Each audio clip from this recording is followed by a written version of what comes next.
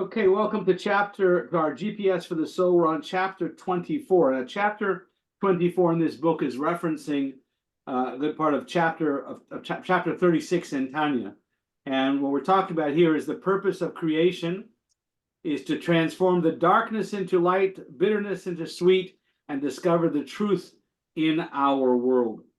So I want to start off with an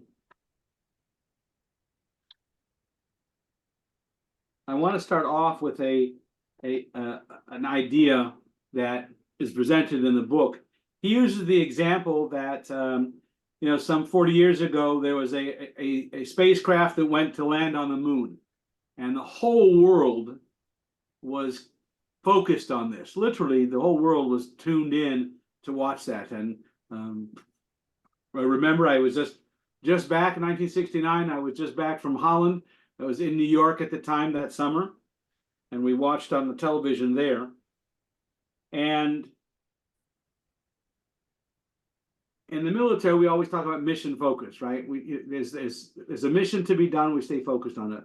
But can you imagine if people were on orders to accomplish something and they said, hang on, I've got other stuff I'd rather do, or things I want to be involved, or you got too much going on, I can't do that too, right? We have that challenge in life. If we stay mission focused, then we can accomplish tremendous things. It's when we get distracted by our own desires, our own passions, our own challenges, that we get off task and off mission. So we have to be careful to focus on that. And so tonight, we're going to be talking about purpose of creation, purpose of the world, right? We're going to kind of dive into this one. So before we start describing the mission, which of course we know is the Dir B'Tachtonim, making a dwelling place for God down here in the physical world, right? It's important to understand the bigger picture of creation and how it comes about, right? So God had a desire. In Hebrew, we call it, in Yiddish, we call it a taiva. A taiva is a desire. He had something he wanted, and oftentimes, well, why do you want it? I want it. Just because I want it. No reason behind it, right? God had a taiva, desire to be revealed specifically in a place of concealment. So the word for world is olam. It comes from the word helam, which is hidden, right? So God created a system of worlds where some of the worlds are more spiritual, and our world is very physical. Ours is at the bottom. It's the least spiritual of all, right? The greatest concealment of godliness is down here in the physical world, the lowest level.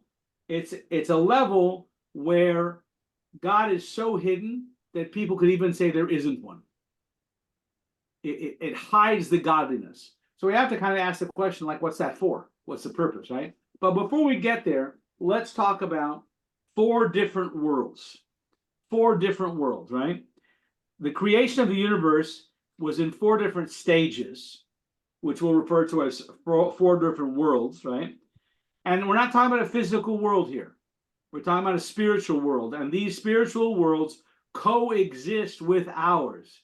It's not like they're farther out past the solar system, farther different place. No, they are spiritual, but they're in the same, and we can't use the word time and space because they're not constricted to time and space, but they're in the same time and space, so to speak, that we are, if we could use that term, because it's right here with us, parallel with our world.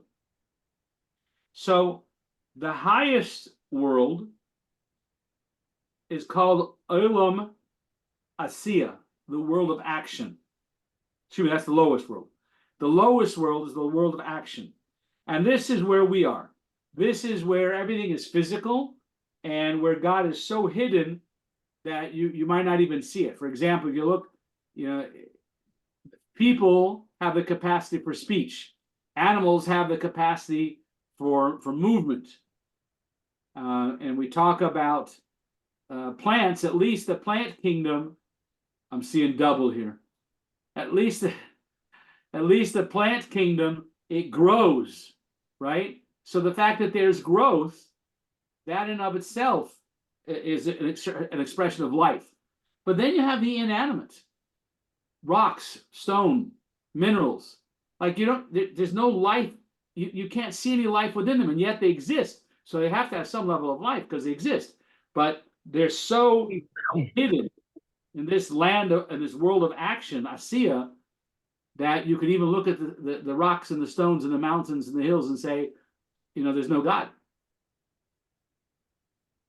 That's how hidden it is. Now, if you go one step up from there, you have the world of Yetzirah. The world of Yetzirah is called the world of formation.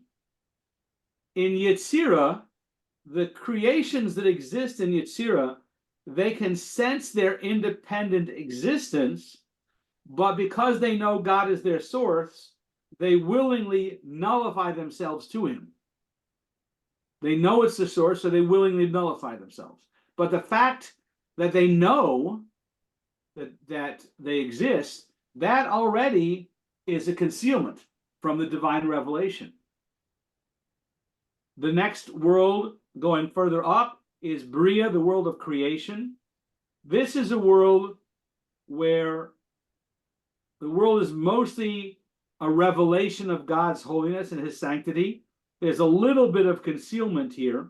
The creations in that level, that world of Bria, they have no independent self of existence. They have no sense of self-existence outside of God, but they do have a sense of existence, even within God. But the fact that they have some feeling means already that there's already a level of separation. There's a feeling of existence of their own. The level of Atzilus, that's the highest one, that's the level of emanation. In that world, the 10 godly powers with which God created the world are openly revealed, and there's no sense of separation. It's still a part of creation. It's still a creation of God, but it's in a place where there's no separation between the godly spirit and the creation itself there, and so it's completely nullified. Completely nullified. So let's try and relate those 4 worlds. Those are spiritual worlds, right?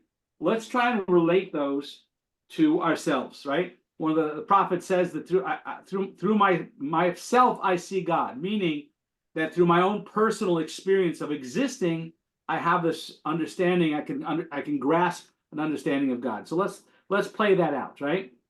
So our soul has its own 4 dimensions. So in the realm of action, that's the realm of Asiya. The world of action is the realm of Asiya.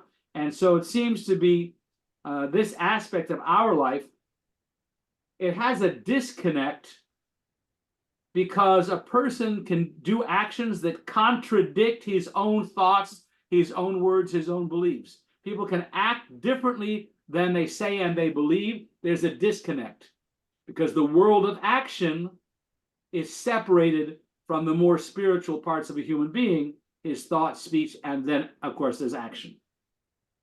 Where does the Yetzer Hara play in?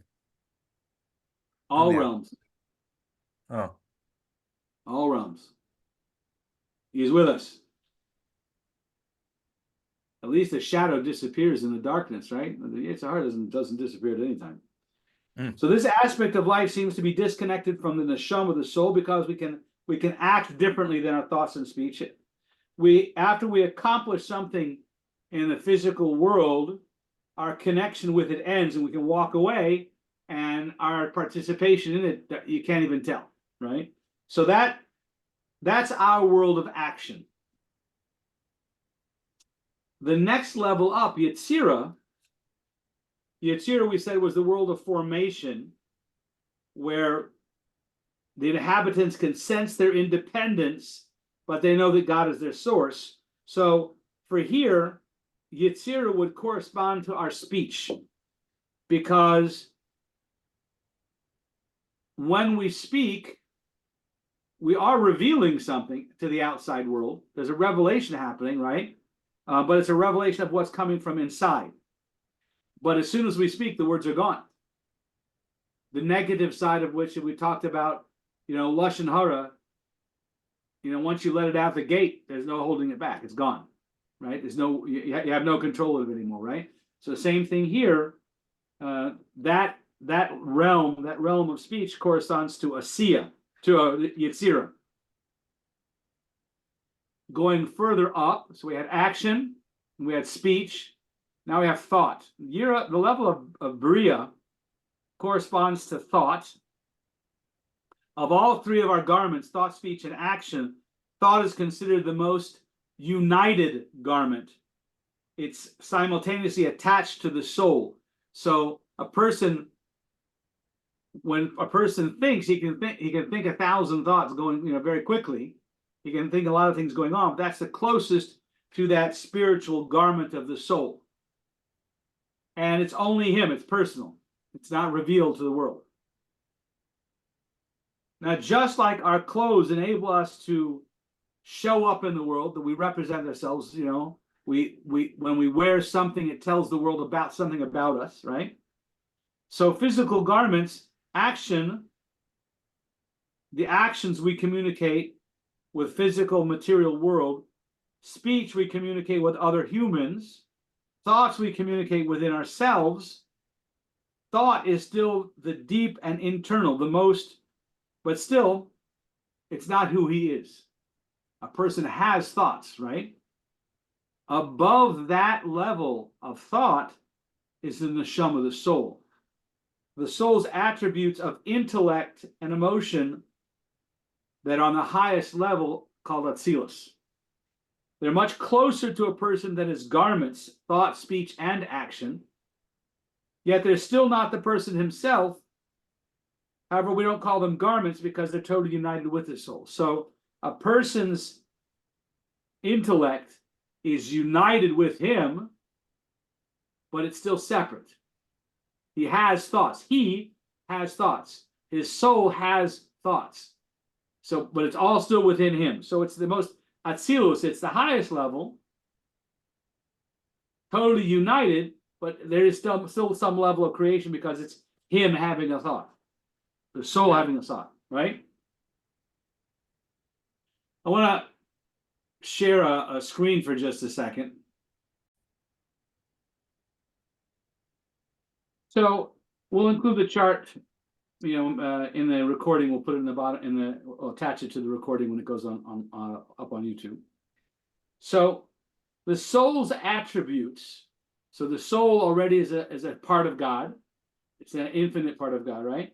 The soul's attributes, thought, speech, and action, they enable us to know and to feel, but their extreme closeness to the soul conceals them, keeps them in our subconscious, and prevents them from being expressed. That would be at the highest level of essence. But in order to express them, there has to be a tzimtzum, a compression. So imagine your consciousness of your whole lifetime. We're talking more than half a century, right?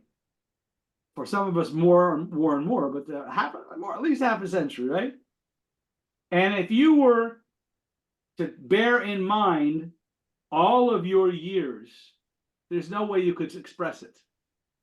You couldn't talk fast enough and give it all over, right? You have to mitzamtzum, condense some of that into be able to take one idea and try and share it with someone else. So expressing the thought in speech requires drawing it down and compressing the soul even further, making the thought more physical and farther away from the source. So you have the soul has this exists. It has an experience of a lifetime. You may think about something you want to communicate, but you have to think about what you want to communicate, you have to mitzamtzum, you have to condense it. And then all those thoughts you have to condense into saying what words you want to use to express that idea. each time there's a compression or a symptom to lead it down into action, actual physical action. What are you actually going to do with this? So you take the example. You decide you want to build a house. And in your mind, you have an idea of the purpose of the house and the functionality of the house and the beauty that you want to express yourself within the building. And you have that idea. But at some point, you have to take that from that idea, develop those thoughts, and samsum them into something you can tell the architect. Because the architect has to transform that into a written form, which is written as a verbal, is a form of the verbal expression. He's got to put it into some type of a picture, and then someone has to go construct it. Now, you may take a couple of hours to think about what you want. It may take a long time to actually be able to express those ideas to the contractor. The contractor then has to take a lot more time to actually write it, and then it could be months or years to actually build it. It's a process, right? The process begins from the highest level, the most refined level, and then comes out to the most physical level, the actual building. So Atzilus is where God extended from himself into an existence. His thought, his emotions, that begins in Atzilus. Bria is when he starts into that thought process, gathering the thoughts, refining that desire into something that can be more expressed. Bria senses that God is the creator. The very fact that it feels something demonstrates it's already a world. Yetzirah corresponds then to the speech, simultaneously united with him and yet separating from him because it's being revealed. And Asiya is the physical actions. Contains great and sometimes even absolute concealment, where you can hardly see the original source of God within that final stage of Asiya.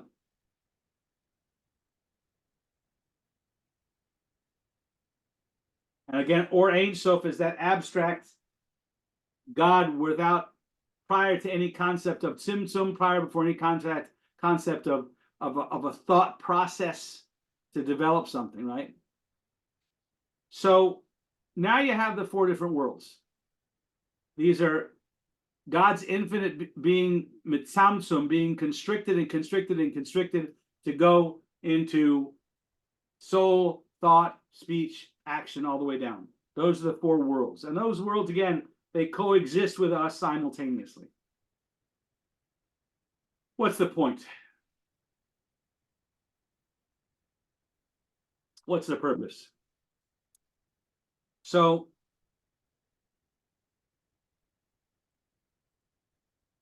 you could think about Atzilus, because Atzilus is the highest level, it's the most refined level, it's the most spiritual level, that would be the purpose, right?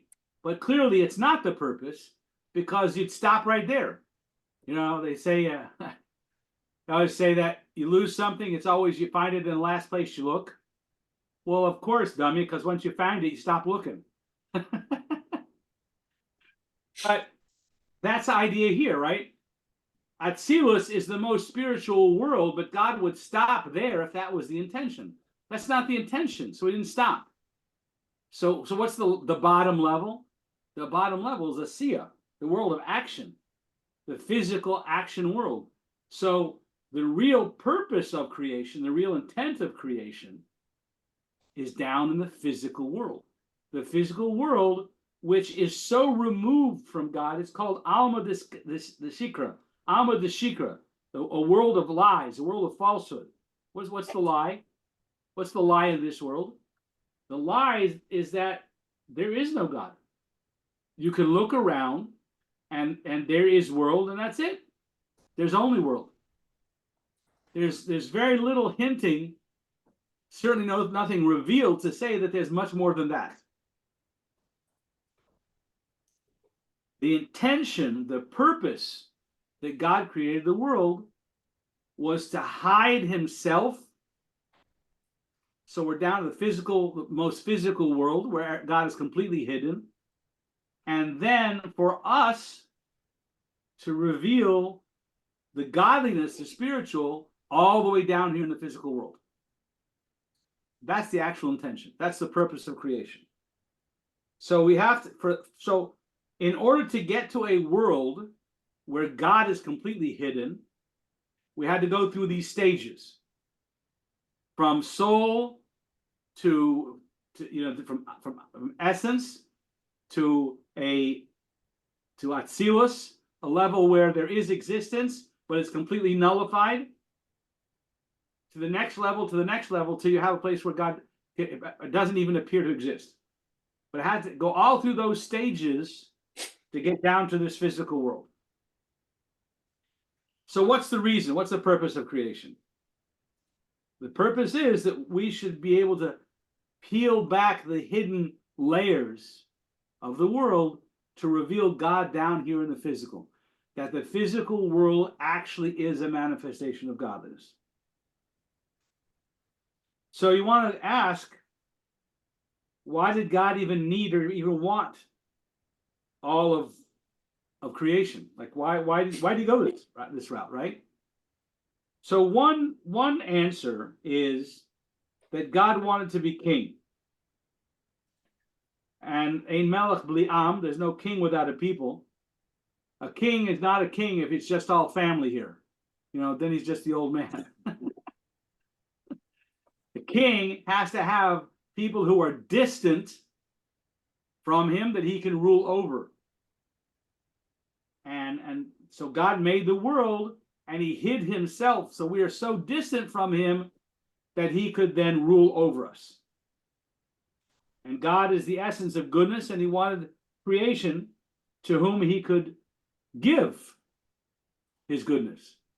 God can't express his kindness and goodness if it's just God.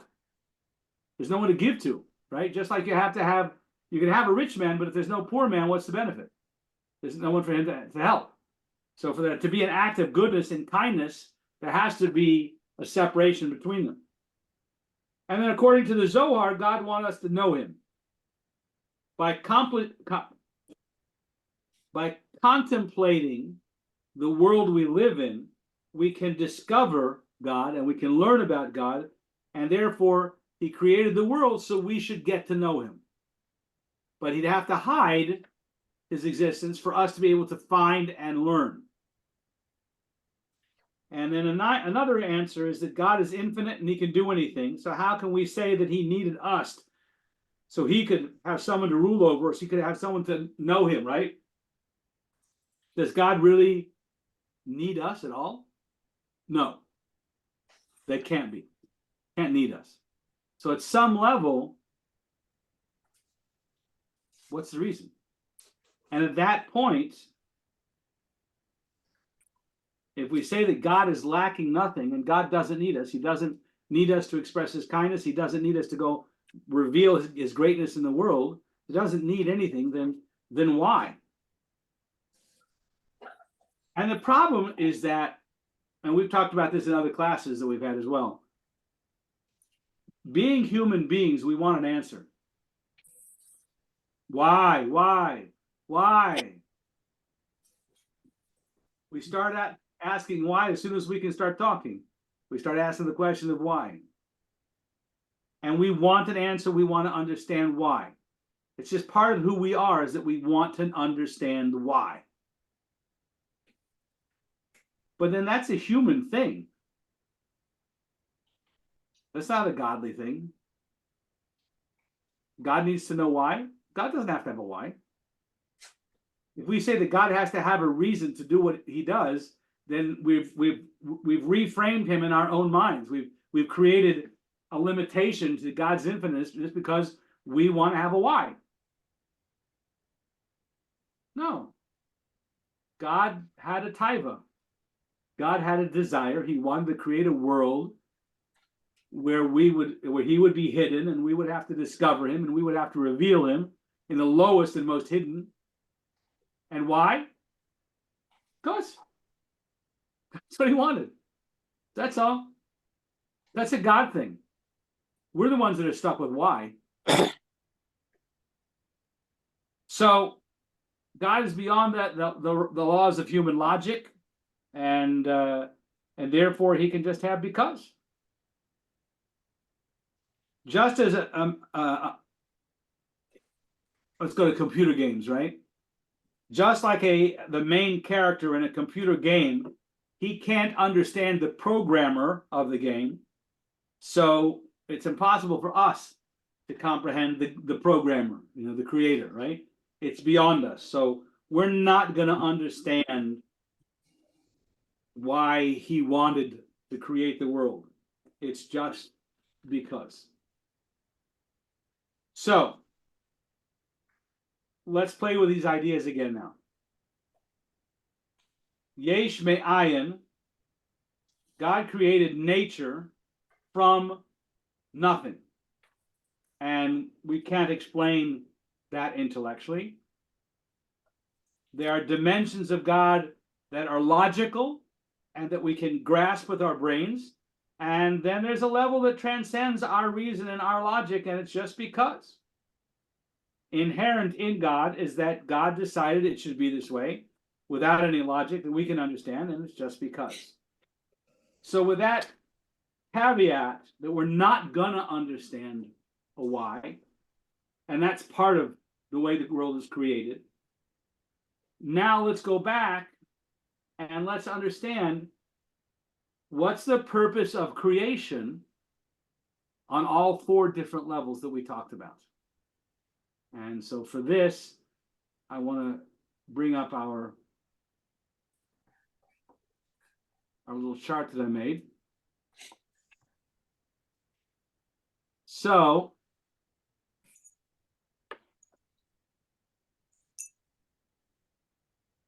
let's see here. There we go. So if we talk about different levels, right? So let's start from the highest level, which I don't know why, but I put it on the bottom. Or Ein Sof, that's God in God. That's prior to any kind of creation. Or is the light of the infinite. So if we were talking about, we have a sun that shines glorious in our little world here. When the light comes out of the sun, down here it shines brightly, but up in the sun, it's almost inseparable from the sun. We can't see it. We can't spot it. It's inseparable. Like a drop of water in the ocean. Yeah, it's a drop there, but you go try and figure out where the drop begins and ends, right? It doesn't. Or Ein Sof is the light of the infinite. It's at highest level. It's above all definition and purpose. It's just because God wanted to create a world, and that's why. That's the level of Chassidus. That's the level of learning Chassidus and seeking to understand those pieces about God's desire that transcend the intellectual world, right? When we talk about the four worlds, so we're talking about Atzilus. That's the primary core, that spiritual level that is its highest level where it's united with God. That's the level of Kabbalah. Kabbalah, spiritual explanations for all of the commandments of the Torah, of why we do what we do and how we do. That's already in the Kabbalah. It's the spiritual side of the physical things that we do. And here we're talking about to reveal the perfection of his powers. God created the world in order to reveal himself. We just happen to exist. It's not about us. It's about God wanting to express himself, to reveal himself. But the next world down is the world where God created for us to start to know him. This is the world of Bria, where we have the intellectual attributes. Chachma, Bina, Das, wisdom, understanding, knowledge. This is the level of Chakira, Torah's knowledge, logic, the rational dimension. And this part of creation is the part where God wants us to try and understand him. The commandment of to know Hashem, to know God. Further down in the world of Yetzirah, this is where we start to have that intellect flows into emotion. And the emotions here would be chesed, kindness, the idea of musar, ethics and morals, that there's an emotional concept of what's right and what's wrong, and how we should behave, and how we can do acts of goodness and kindness to others. This is the level of Yetzirah. And the purpose behind that, why did God create the world? Because at this level, God wanted to express his kindness to creation. So you have to have creation. You have to have if you're going to express yourself, it has to be receiver. So for God to share, he wants to create a world to receive his kindness. And the final level, the lowest level, is the asiya, the actions, where we have garments, our actions, how we behave, how we use the physical body to do how we express ourselves. And this, in Torah, this is the idea of halacha. Halacha is the bottom line. How do you do what you do? God says that you should keep kosher. How do you keep kosher? There'll be a level of kosher, a Hasidic level of kosher, a Kabbalistic level of kosher. There will be the logic within the kosher. There'll be the expressions of chesed, gevurah, and tiferes within kosher laws. And then there'll be the bottom line, that this is how you actually fulfill the commandment. So we see in the purpose of creation, the bottom line is fulfilling the commandments. That's the bottom line. Why? Just because God wanted to create a world where this would happen. What does he want to do? He wants to reveal the perfection of his powers. It's not about us. It's about he wants to express. For him to express, it has to be something he can express it to. So God created a world where he wants us to try and understand him. He wants us to try and know him. Because he wants to express his kindness to his creation, shower his kindness on the world. Again, it's the emotional level. And ultimately, the end result, the purpose of creation, is for us to fulfill the mitzvahs. So this is the purpose of creation, transforming the darkness into light. Darkness being where God is hidden. We don't see godliness here. How do we shed light on that? Again, through these channels of fulfilling Torah and mitzvahs, not only in action, but through our emotions, through our intellect, through our primary core, to be able to take our godly soul intellectually, emotionally, into physical action. And at the bottom level, fulfilling the commandments is where we're actually taking the physical darkness and adding light by doing Torah and mitzvahs and learning and expressing goodness in the world. And this is how we discover the truth of our world, or how we display the truth of our world, is by knowing the whole big picture of creation and how we need to bring it down. Our job is to make a dir b'tachtainim, to make a dwelling place for God down here in the final world. But by understanding ourselves and understanding that we are an expression of godliness, we also understand that we have a primary core, a godly soul united with God, that expresses through intellect, through emotions, and through actions. Thought, speech, and action are the way we express our godly soul. Our godly soul is attached to God himself, an actual chelik elikal mimal mamash, an actual part of God's essence. So, is that as clear as mud? The intention of this, and again, goes back to the chart itself, is that our job is to be able to fulfill the Torah and mitzvahs, to actually express godliness down here in the physical world. How do you do that? Well, you got to understand the operation, right? At one point, it's nasef and nishma. We do and we seek to understand. All in the military, you all understand the idea. First, you start with the command. You do what you're told, not because you understand, not because you've got the whole grasp of the mission, Not that you know anything better than the people higher up the chain.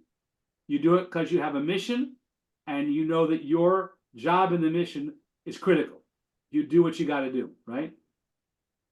At the same time, we want to try and understand, because one of the mitzvahs is to understand, to try and know God and understand it. So all of this, beginning to seek to understand the purpose of creation and all the different channels and levels of creation, helps us to be more committed to the fulfillment of it.